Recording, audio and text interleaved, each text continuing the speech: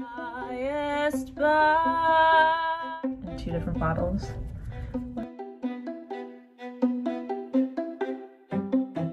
That I'm looking for something, and let's don't go anywhere because I'm about to review the Fit Me Maybelline Dewy.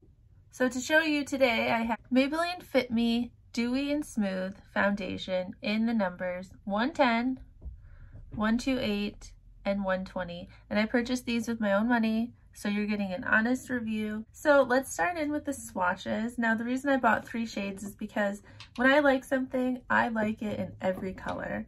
So the first shade, 110, I'm hoping is pretty close to my color.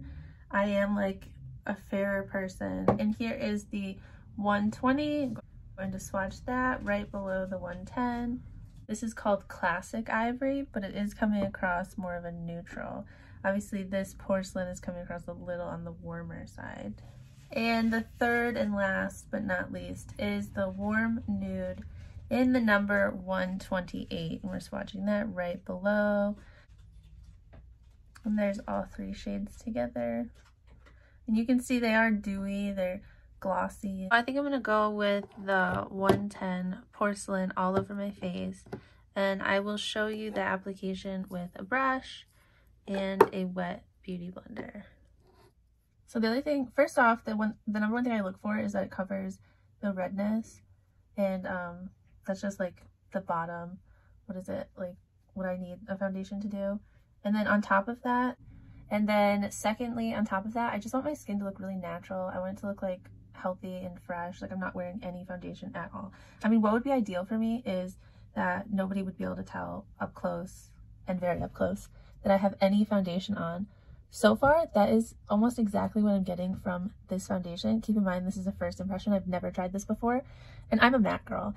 I have oily combination skin, but after a few hours, my skin tends to get quite shiny, which is why I lean towards the matte foundations. So this is like my first introduction into dewy foundations outside of tinted moisturizers.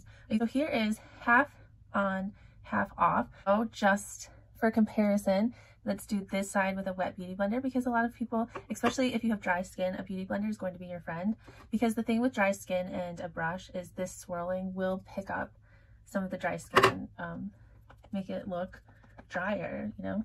So let's do, this is actually a wet beauty, well, not a beauty blender, it's a beauty sponge. And it's the generic one from the drugstore, so.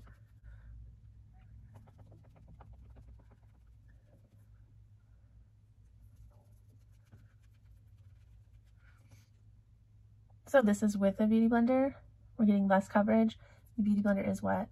And then this is with a brush, we're getting a lot better coverage with the brush. So my suggestion is to try it out with a brush first and see if that works for you. And I'm gonna go back in over this section and I'm curious what your guys' favorite foundations are. Leave those in the comments below, and I'd love to test them out or try them if I haven't already.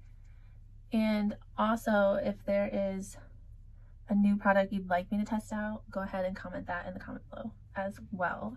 So this is one coat of the foundation, and now I'm seeing some redness through this section, so I would definitely want to put a second coat on this area. I actually wanted to get the lightest shade that they had, but unfortunately it wasn't in stock, so this is actually the lightest that I could find to get delivered. I'm stippling it on to see if we can get better coverage.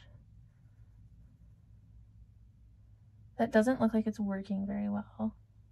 So this might not be one of those foundations that we can build up. This might just be one of those like dewy foundations that goes on like lotion.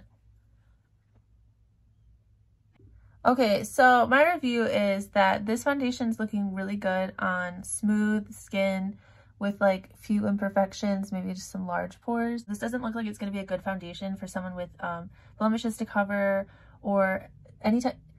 If you want like a full coverage foundation, I think your matte and Poreless is going to give you just a lot better coverage. This is more on the sheer side, and we're not getting nearly as good of coverage. However, for me personally, if I was looking for an everyday foundation, I'm going to lean more towards the Dewy because I think it takes a lot less time to put on. My review of this is I would not wear this on camera. I want a lot of coverage. That's just because I'm super insecure about my skin. So when somebody leans in this close, I don't want them to see like these spots. I try to cover them, and that's why I would use the matte and poreless more. I wish that they had a larger neutral range. Like, I don't know what it is with drugstore, but like everything for me just comes across a little orange. You can even see like next to my hand, I come across a little orange, and that's just for, I've never been able to find a foundation at the drugstore that was in the neutral shade. So that's what it is. That's the review. I give it 2 thumbs up, and please don't forget please do not forget to subscribe to my channel. And if you're interested in the other video, I will post that in the links below. So I will see you guys in the next video. Bye. And for your listening pleasure, here's a song that I have stuck in my head right now. Once again, as in olden days, highest bow, and have yourself a merry little Christmas.